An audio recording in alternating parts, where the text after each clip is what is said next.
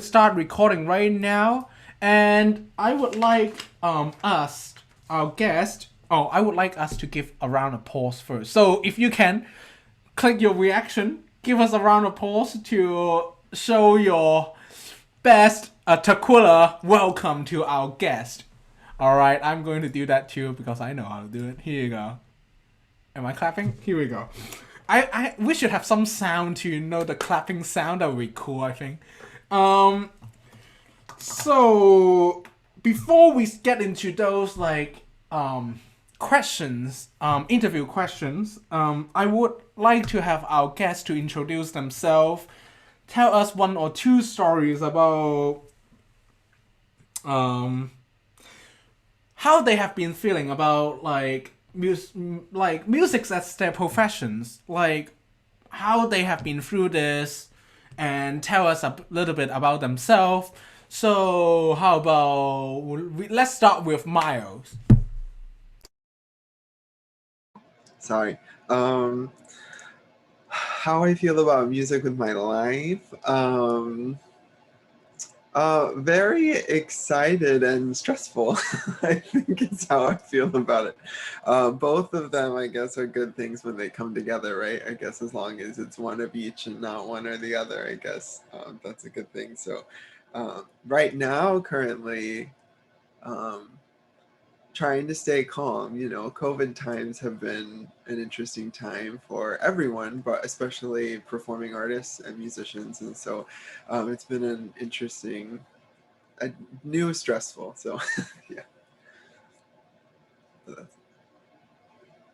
Can you tell us a little bit about yourself, like your background Like, and musical background or just personal? musical background, personal background, whatever you want to say?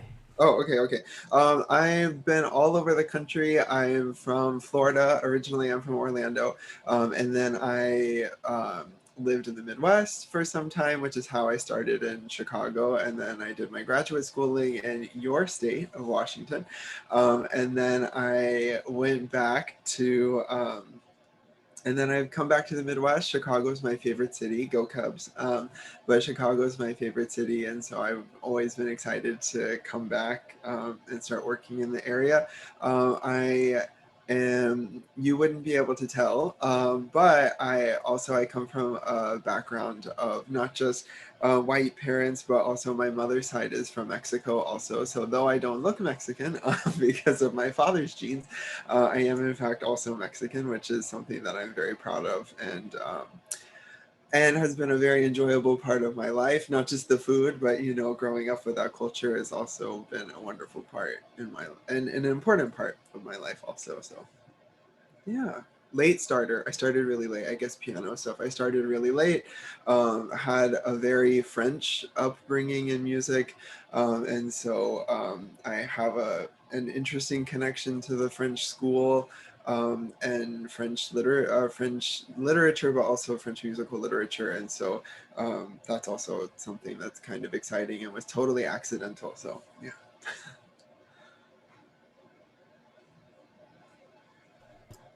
Tori, would you like to share your experience, a little bit of yourself to us? Yeah, I let's see. I started playing music. I started playing piano at the age of 6. So I started pretty early. My parents got me into it early. They thought a musical background was very important for my upbringing. Um, so I started there, but I didn't really start getting into music for myself until maybe around middle school and high school when I started playing music that I really enjoyed. And then college, I obviously got a music minor.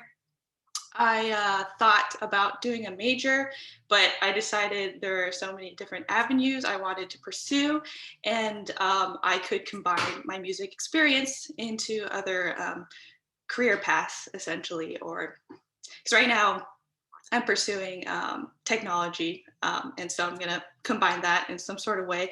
But yeah, so music has been more of a hobby for me. although it's a paid hobby, which is really nice. Yeah, thank you, JVC. But let's see. Currently, I am not playing music professionally. I mean, obviously, COVID's pretty hard for everyone. So, but yeah, for musicians, that's tough, and I feel for all the musicians out there who can't perform anymore.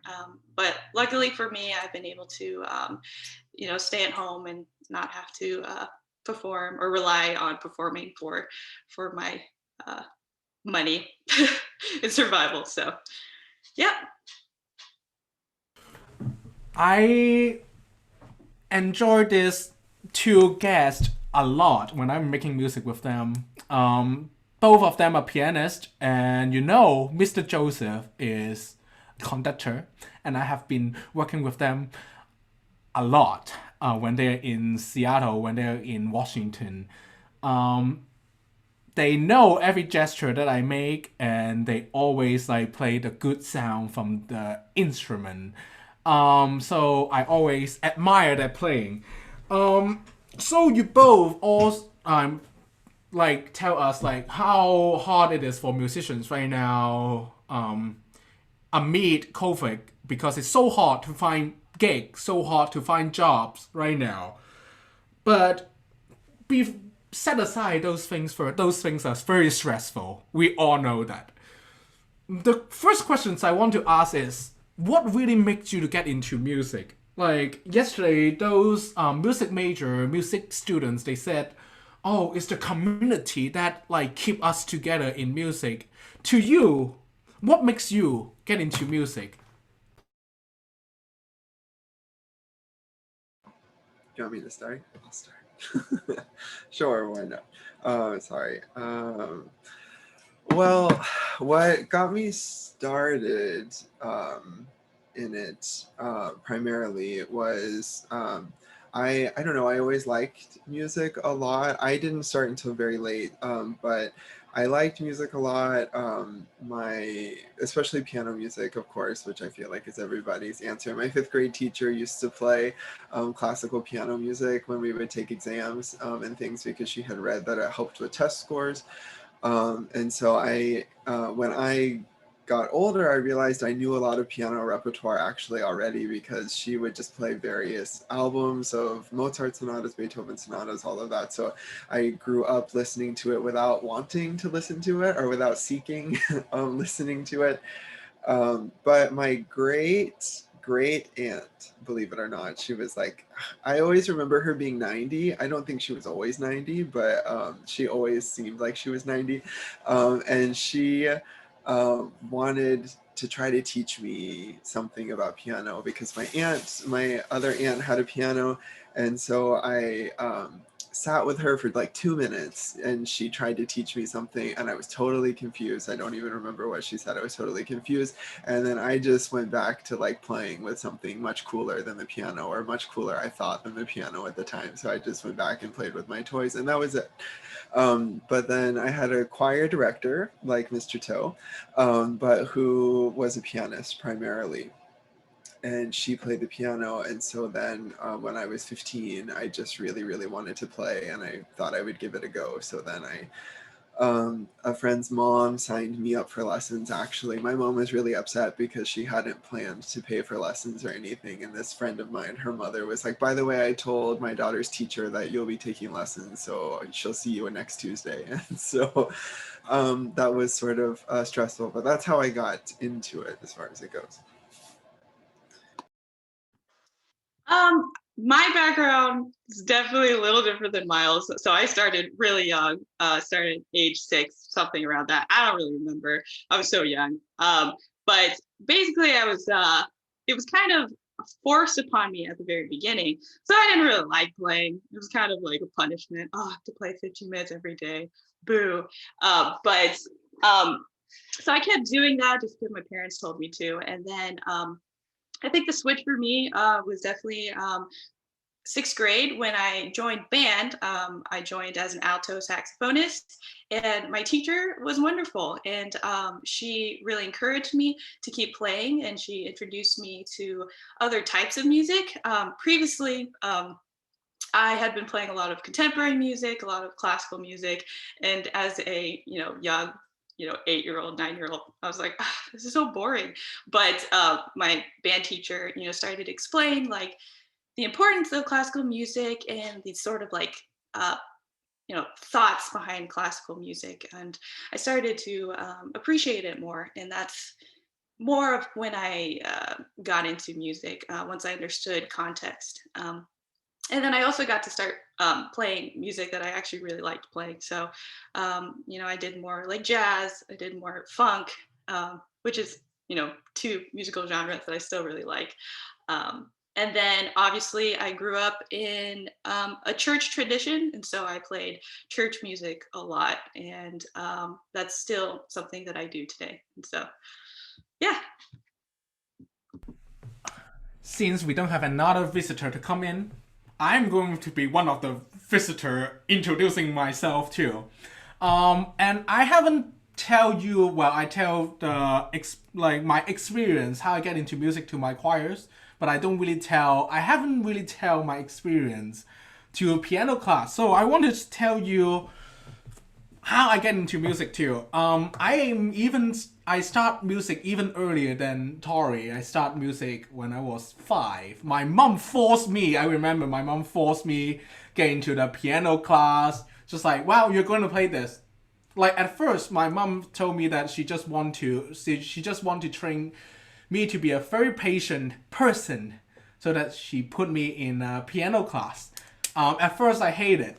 And then when I get to elementary school, I play in a percussion ensemble and I play timpani. By the way, you all know what timpani is, hopefully, because I told you what timpani is. Timpani is those like a set of drums that you can set like a specific pitch, and then you play on that, you hit that, and then you have like a specific pitch right there. I played that, and then one day I remember my teacher was like asking me, what do you want to be in the future? And then I said, like, I want to be you, like waving arms out there in front of a bunch of people. And then, like, since then, like, my teacher in elementary school pulled me out to teach me conducting, and that's how I get into it. So, like, Miles and Tori, they both said that, like Miles said that like a choir teacher really get you into music, and Tori said that like band teacher, right, like really like get you into music.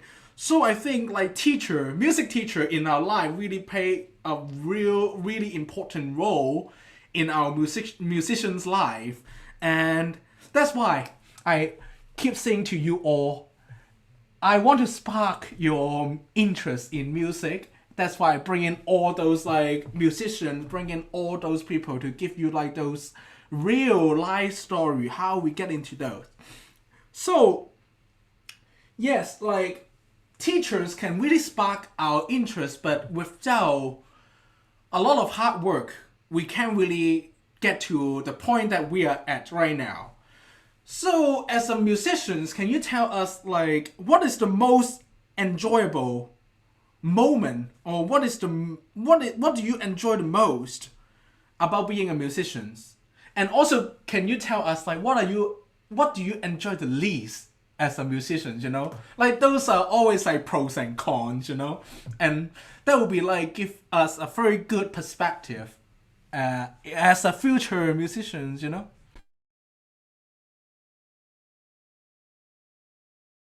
All right. Okay. So my favorite part about being a musician is probably the community. Um, you get such a diverse group of people who play music, and I love being able to meet different types of people. I mean, you all probably already know this, but like anyone can play music. It doesn't really matter about race or gender, socioeconomic status.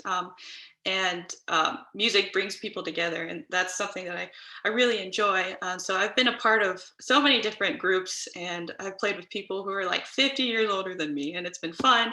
Played with people who are, from very poor backgrounds, and it's also been wonderful. So yeah, I think that's really important to me to find that diversity.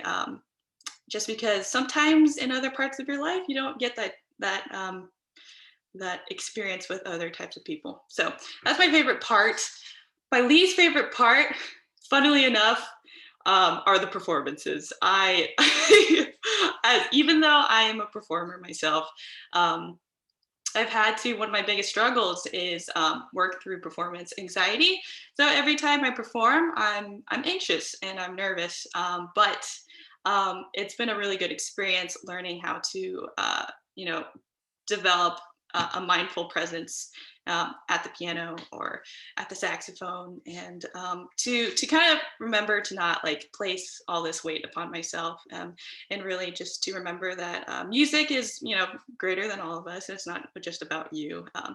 So yeah, that's my least favorite part about music, but it's also one of the best parts once you have a really good performance. I always feel like, going off of what you just said, I always feel like I age 10 years while I'm waiting to go on stage. And then after I play the concert, I feel like I'm 10 years younger than I was. So, yeah, I agree with you. My favorite part, kind of, which worked out perfectly, kind of contrasts that, because I think my favorite part is not necessarily the being alone part of practicing as a pianist, especially.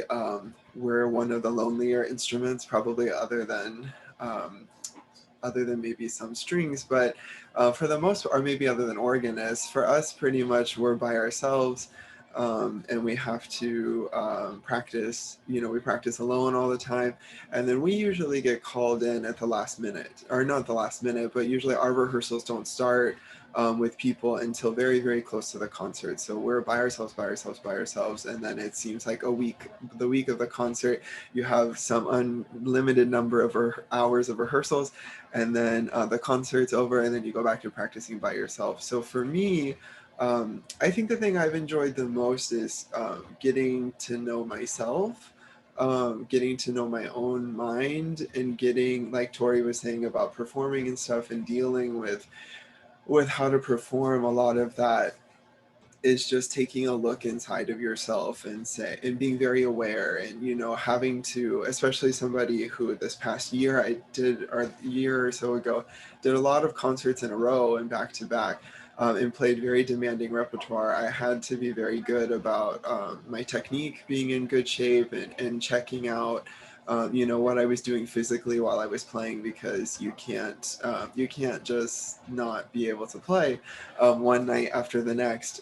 So just being very self-aware, um, and probably also, I think mine was probably the same thing. Probably my least favorite part, but the part that I learned from the most, is also the performances. You learn the most about yourself afterward. It just feels like a much heavier lesson in a performance, because everybody's witnessed what you've needed to learn. And sometimes that's good, and sometimes it's not good. But I think it's kind of a negative and positive, that you learn that about yourself, and then you learn, okay, so tomorrow night or the next couple of nights, like, I just wasn't aware enough here. So sort of figuring out how you have to focus, and playing the mind game is sort of, I think, probably my least favorite part, but also sort of the favorite part too. So So both of them saying that, like, as the musicians, we don't like the performance part because sometimes it's so stressful. Like, it can have something that just like gone off, and then you just like, okay, this is done. Like, it's so stressful. How can I fix that back to like normalcy? And it's so, like, it's very stressful and so hard when you are on the stage. And one thing that Tori bring out is the how diverse, like, music community is, and you really can find a voice, find a place in music. And I have already tell every single one of my students, I have already tell every single one of you, you always have my voice in my class, and I will never neglect your voice, because your voice is important and valued. And you can really find a place in music. So no matter how much you deal with in your daily life, you can always find a gateway in music. So don't let your musical talents go away. If you are like playing music, I don't care if that is like guitar, piano, singing, whatever. Keep doing those. So I think same as both visitor.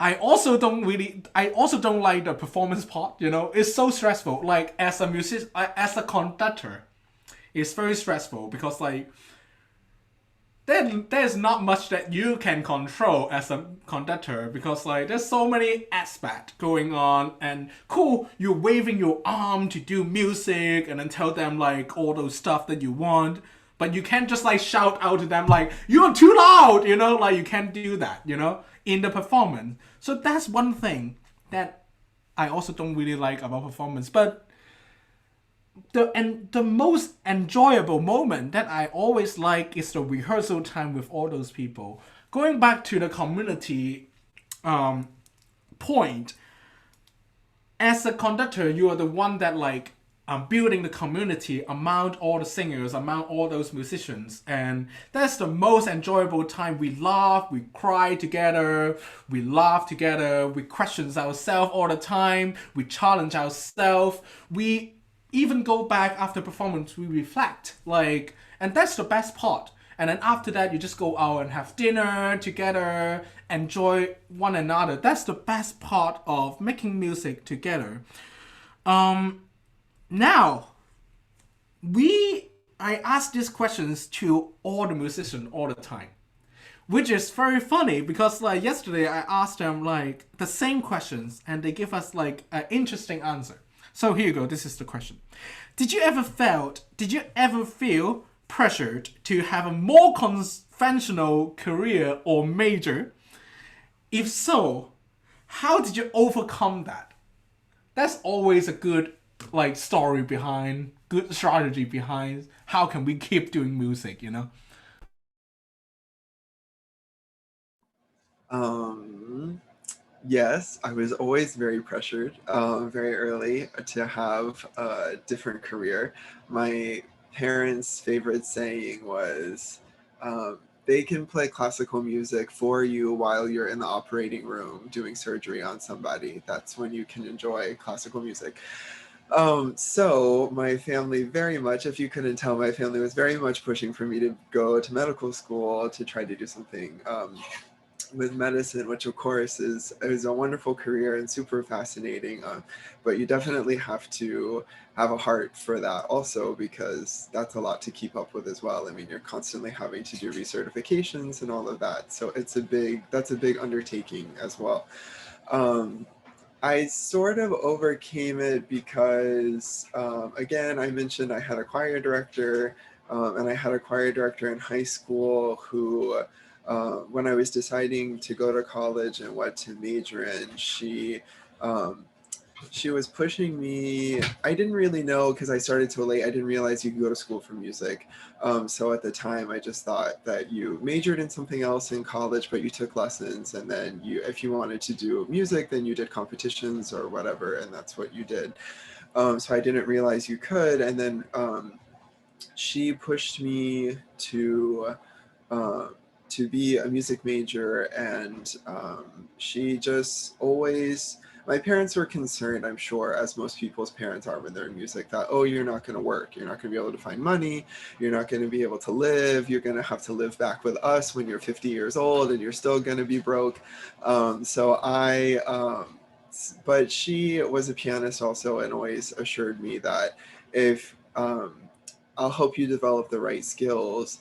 And I've never had to look for work. Work has always found me. I've always worked as a musician. So if you develop the right skills and you work hard, and you're there and able to do the job, then you will never have any trouble finding work. So that's sort of what helped me overcome that, was just realizing that it was in my control, that there's more of it in my control than I thought was in my control at the time. So yeah. Um, I technically did the conventional major. I did psychology and sociology, and music was just the minor I did. I wish actually that I was pushed more in music and that I had pursued a music major. I felt like it would have opened up more doors for me, and I I love music. I love performing, and it's been a joy of my life. But yeah, I guess why I chose a music minor versus a major, and why I even chose a music minor on top of, double majoring and doing all this other stuff is because I wanted to, uh, it just kind of happened naturally. I just like kept playing music, and somehow I ended up with all the credits needed for a minor. And I never really planned for it. But it's just because I loved it so much, and so I continued pursuing it. Um, and no one really questioned me. My parents, because I was doing a double major, they let me do whatever I want, on my free time. And so I think they probably would have wanted me to do music major, which is very different from, I think, most other people. Because I think people are scared that if you do a music major, yeah, like Miles said, you're not gonna make it in the world. But I totally disagree with that. It all depends on how much work you put into it. And I think with any major, it's, you have to put the work in. Even psychology, I pursued that. I had to put in extra work. It's never just about getting the degree. So yeah. I remember the time that when I was telling my dad, like, I want to be studying music in college, and then he was like, "Are you serious? Um, why don't you like get into medical field or like be a lawyer or like get into business?" Um, Always like we have a very traditional concept, like misconceptions about like music. Oh, music is so hard to pursue. Music is so hard to get like good jobs out there. But it all depends on how much time and how much hard work that you put in your work, and how dedicated you are. Or you can be like Mr. Joseph, like a workaholic, just like try to find like different ways to find your voice out there, like me.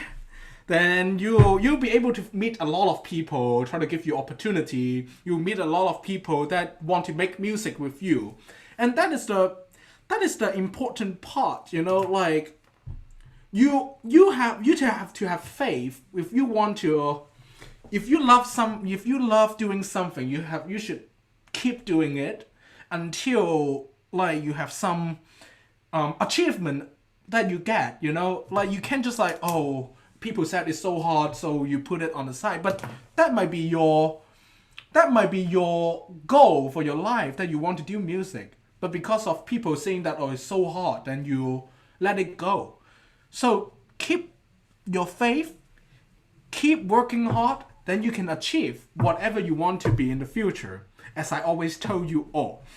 So we talk about a lot about community, and I'm sure that we have been doing a lot of music for different communities, since you both move all over the place, not like me. I only have been staying in Seattle all the time since I come to the States. Can you tell us one of the stories that your work have impact community, and how how's your work impact in one of the community that you serve in the past? Um, so, you know, sometimes I don't really know the impact I have on people. It's sometimes really hard to tell.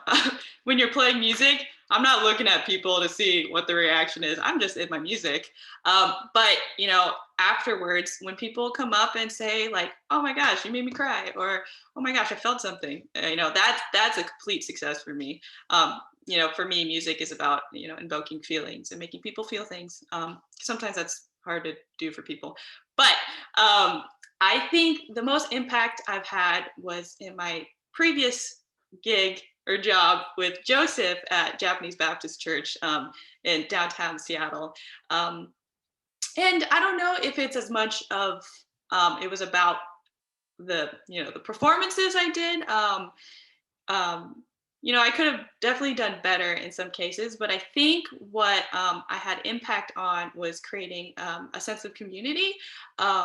And Joseph can agree and disagree with me, but I think me being there helped create this choir and help sustain, a choir practice, which was, a place of community and belonging for people. And I I'm honored that I could do that, and that's something that was really important to me. Um, yeah, I'll leave it as that. I kind of have the same answer, but just that I don't generally know, and some of it comes from the fact that when I'm a lot like Mr. Toe in that I work and I work and I work and I work and I work and I tend to not stop working, and I seem to have concert after concert and engagement after engagement, which is great and very stressful. Um, but I think I don't really get to notice until I leave. And like Mr. To has said, um, I've been, I've moved quite a bit. So when I was in Florida, I didn't feel like I made much of an impact in the community in Florida. Along with what Tori said, also, I've always been a church musician, a pianist and organist, and usually I did choir director as well. And so but I still, you don't, I think going on with what I said, my favorite part about music too is the learning aspect. And so I'm always looking at things that I did wrong. And then I think, okay, like next time I'll fix that. Like I can do that better. That'll be, I am always trying to take notes of what I can do better.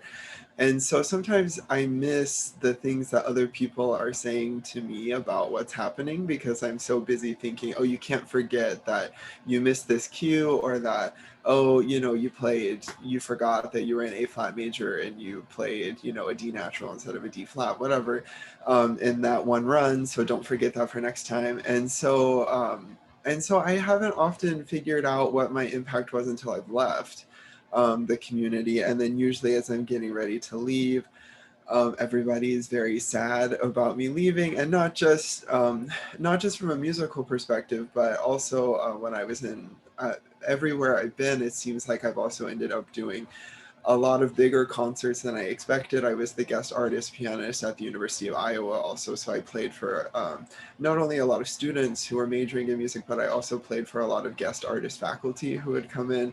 And then I was also the pianist for the theater department as well, and I was the audition accompanist for the musicals, which is very stressful, lots of sight reading. And then I also was playing the rehearsals for that musical as well.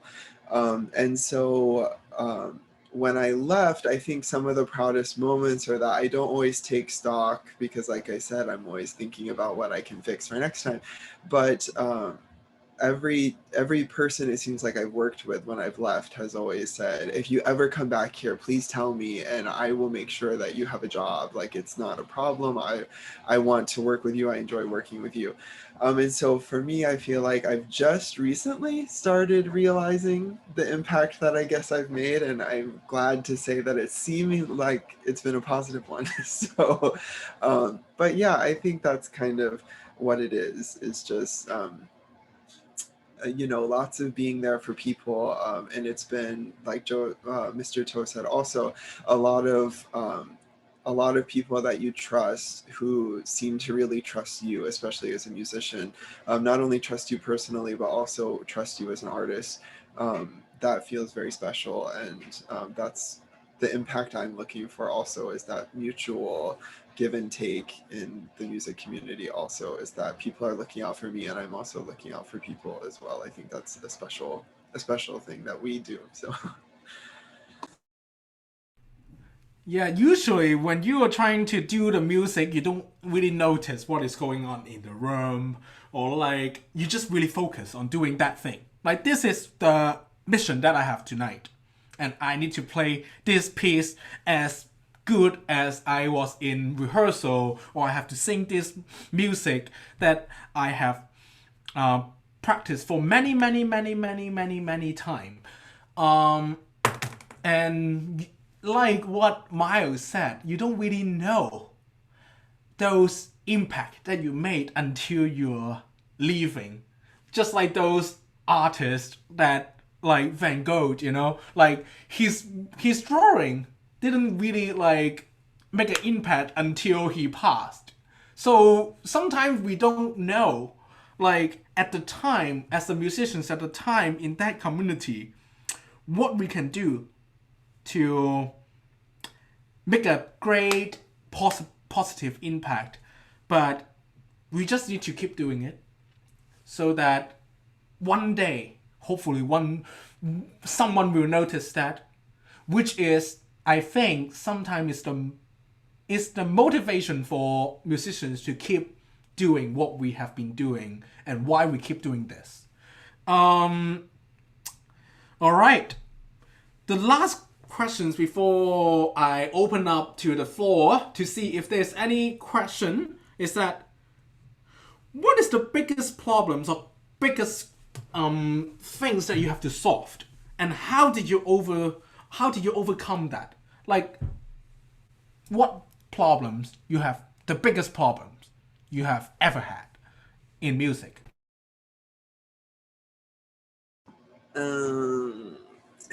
It's kind of a longish story, but not really. I'll try to sum it up. Sorry, I'm gonna look at my phone too because I wrote it. I tried to give myself a good summary of it, so it could be.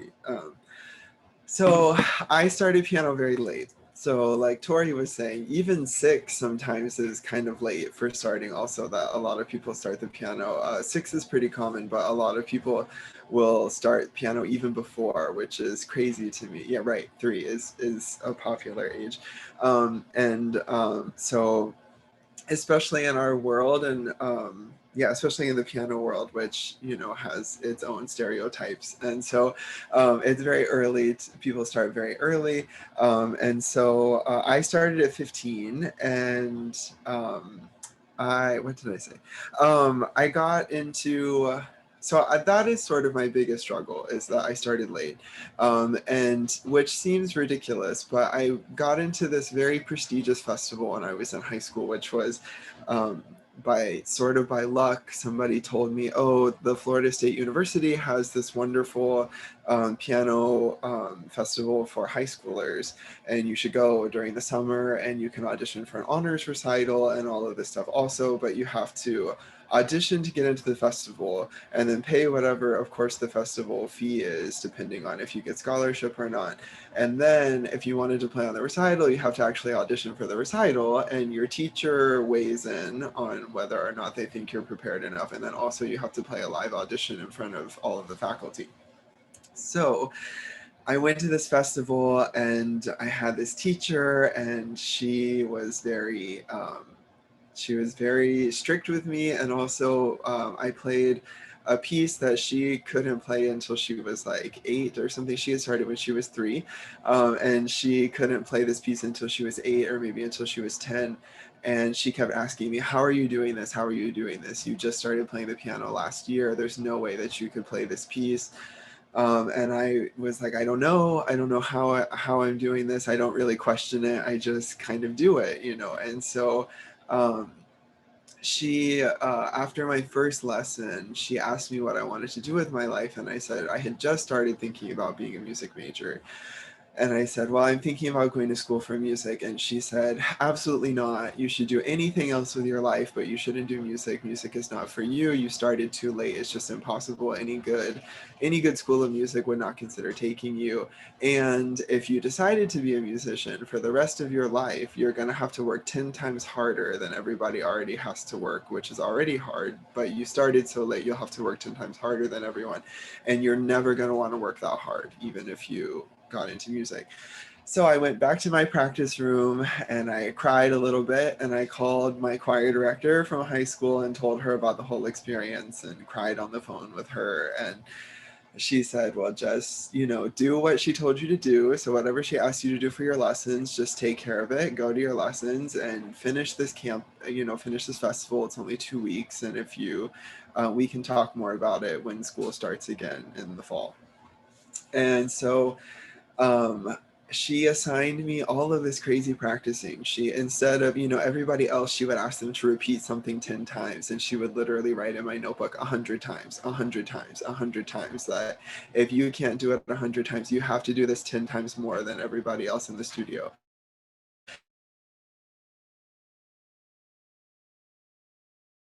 Go to my practice room for my 4-hour practice 100 times, 100 times, 100, and came back to lessons. The turning point came when I auditioned for the honors recital. So I auditioned for the recital, and I sort of didn't care anymore how she felt about my playing. I didn't care so much anymore. But then I auditioned for the recital, and I left, and I was waiting for my sister, and all the rest of the faculty came up to me and said, "We just want to give you a huge congratulations. Your audition was wonderful. You're going to play on the honors recital. And also, your professor has been saying that she's never seen a student work so hard in her life, and she's never seen a student make such fast changes in the 2 weeks." She never said any of this to me. She was always just very, strict in lessons. And they said she has just been complimenting how hard you've been working and has been so impressed with you. So the thing I think that I sort of learned both of, which was important, was I was lucky enough that I sort of got the validation from the teacher at some point. But also later, I learned through that also that I didn't really need that validation, that there was a point where I just stopped caring about how she felt about it. And it was more about me at that point, that I just thought, well, I'm going to do this 100 times, but I'm going to do this 100 times because I want to do this as well as possible. And she told me, this is the recipe for making a good pianist. And so I'm going to put everything she told me to put in this recipe, and hopefully I can bake a really great pianist out of this. And so I just did that. And so, yeah, that was probably the hardest thing to overcome. And I still have issues with that to this day. I still have doubts because of the fact that I started so late, because there are many big teachers who won't even look, if they hear that you started that late, won't even look at you. It doesn't matter how well you play. It doesn't matter if you played at Carnegie Hall 100 times. It doesn't matter if you have 100 albums. There are teachers that will still say, well, you'll never be a true talent because you started too late.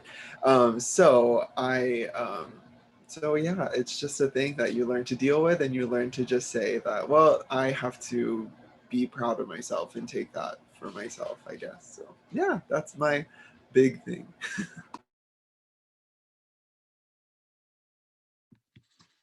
Some of the best musicians I know have actually started really late, and some, my favorite musician I like to listen to, Jay Collier, started piano so late, and he's just phenomenal. But yeah, I think people can catch up, quote unquote. It doesn't matter how many years you have. I mean, people say start early, but anyways.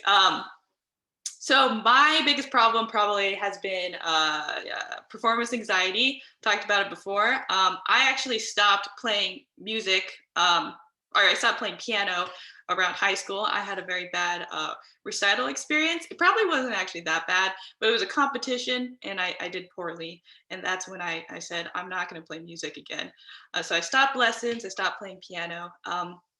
But lucky for me, I had a teacher who kept, asking me to like keep doing other types of music.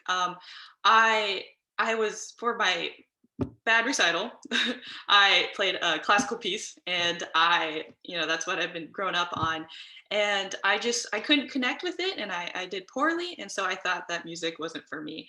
But I came back to music in a different route. I started to reintroduce music that I like to play, and slowly, through just playing music that I liked, I was still practicing, and I was taking it upon myself to continue my music journey. And that was really important, and that's probably why I've continued music. I mean, actually, I know it's how I've continued music, is because it was my own journey and not my teacher telling me to do anything anymore. And so, but with performance in of itself, once I started to enjoy the music that I was playing, it got a lot easier. It's really hard to play music you don't like or you don't care about, but sometimes you have to do it for, because you play in a group or it's for technical practice. It's important to, both play music that you like and don't like. But uh, okay, going back to the question of the biggest problem with performance anxiety. Some tips that I've learned is that get your body moving. Once you like seize up, it's really hard to play music well.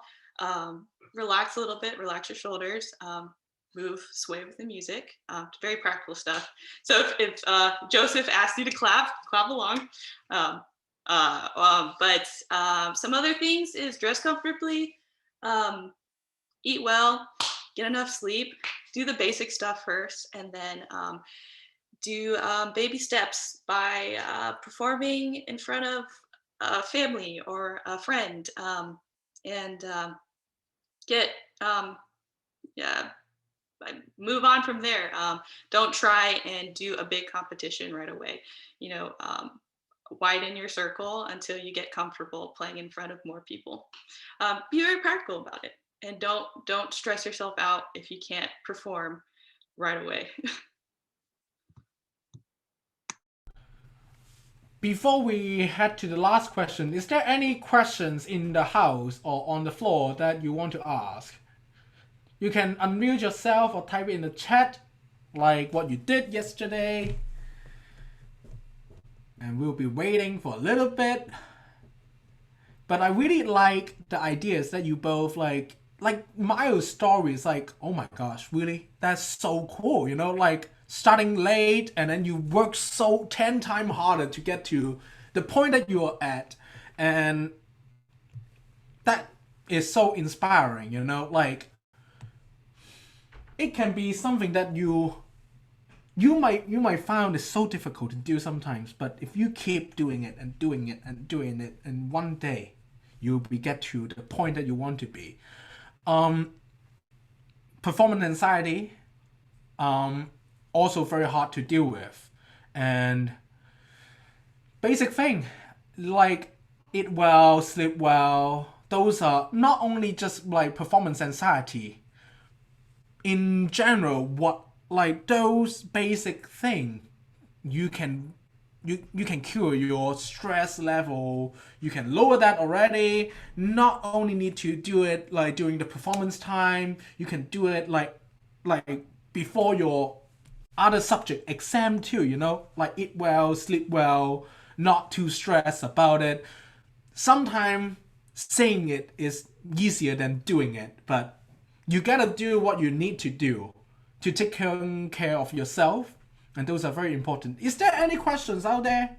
No questions. You guys are so quiet today. Yesterday I still have 2 questions. Today I have no question. Um, as we closing this interview, before I ask the last question, I really want to say thank you for both of you joining us today. I always admire the time. I always like looking back the time that we make music together. Um, Good old days. Good old days. Before we close this interview, I want you to give us some advice. Do you have any advice that you want to give those who want to pursue music as their profession? What is your piece of advice that you want to give us?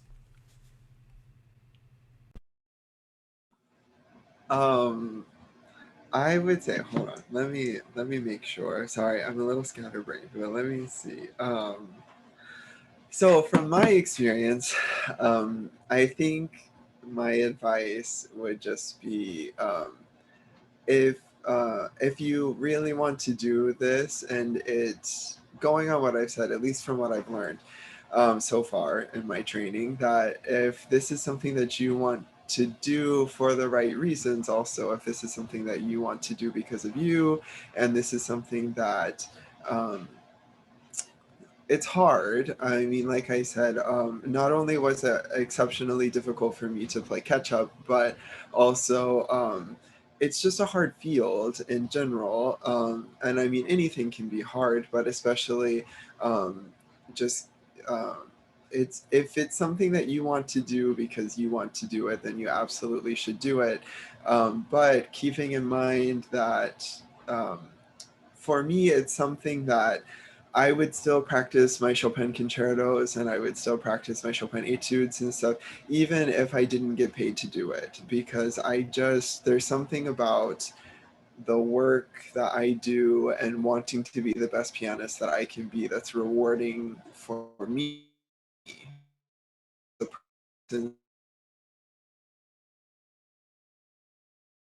you know,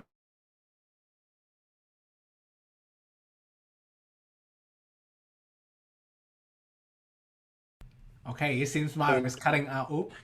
um, it would be something I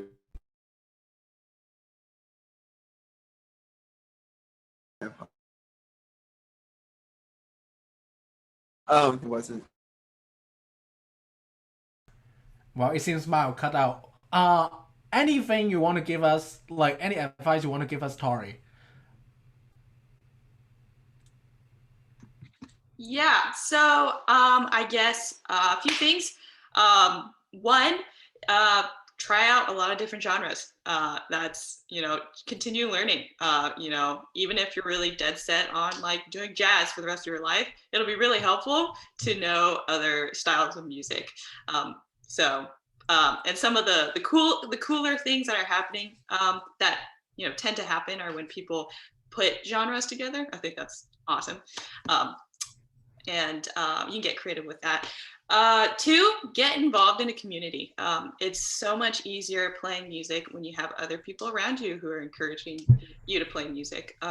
And music is meant to be played in community with everyone else. So that's important.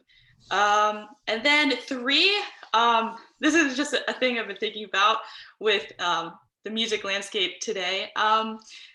Depending on what you're gonna do, there's a lot of different ways you can get involved with music. You don't have to pursue it, full time, like some people. You can pursue it in a roundabout way. You can, you don't have to be a performer. You can do sound editing, whatever. But if you're gonna try and take it, I've noticed that a lot of young artists today also have to learn how to be marketers as well. So that's something that's can be important. Keep in mind that if you try and pursue music, you also practically have to learn other skills, not just playing the piano well. You kind of have to know how to public speak. You need to know how to manage groups of people. I don't know. There's a lot of different skills. Just be aware, be flexible, but go all in. It's really fun. If you want to do it, pursue it. Yes, like when I look back, like being a musician is not only well, essential skill of course is your performance, is your performing skills and your technique, but also like I remember being a conductor, you have to do marketing, you have to do budgeting, you have to do advertising, you have to do like personnel management. All those things is not something that you can learn from School of Music. They never teach you how to do those things. Like those are the things that you will learn when you are in the field and you keep doing it. So there's so many ways to get involved in music, and don't neglecting yourself, don't ignore your passion in your inside of you. It's very important to keep doing what you think is passionate. Keep pursuing your passion. That's what I always say to students. And thank you again for you two to come in to give us such inspiring stories and experience to our piano class today. Can we give a round of applause again? Click on your reaction button and then click your clap button so that I know that you are still here. Alright, you all tomorrow, before I let you all go tomorrow, Wednesday, I want you to like absorb what you have got these 2 days and we will come back tomorrow. We will hang out, we'll chat, we'll check in, and then if you can, I might ask you like some questions about like what you have learned in the past 2 days, and I want you to think about it like these stories not only can used by pursuing in music or pursuing a music degree or pursuing in professions, but also it can be used in other different jobs, career, and passions. But one thing that I want you to get is keep pursuing your passion. Don't let anyone say something to let you let go of your passion. All right? Say bye before you leave. I would like to talk to both of them. Our visitor, if you want to say bye, that would be great. Say bye in the chat. Bye you all. I will see you all tomorrow. All right.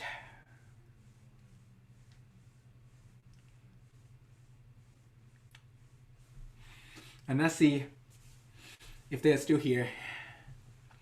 Bye, Tyler.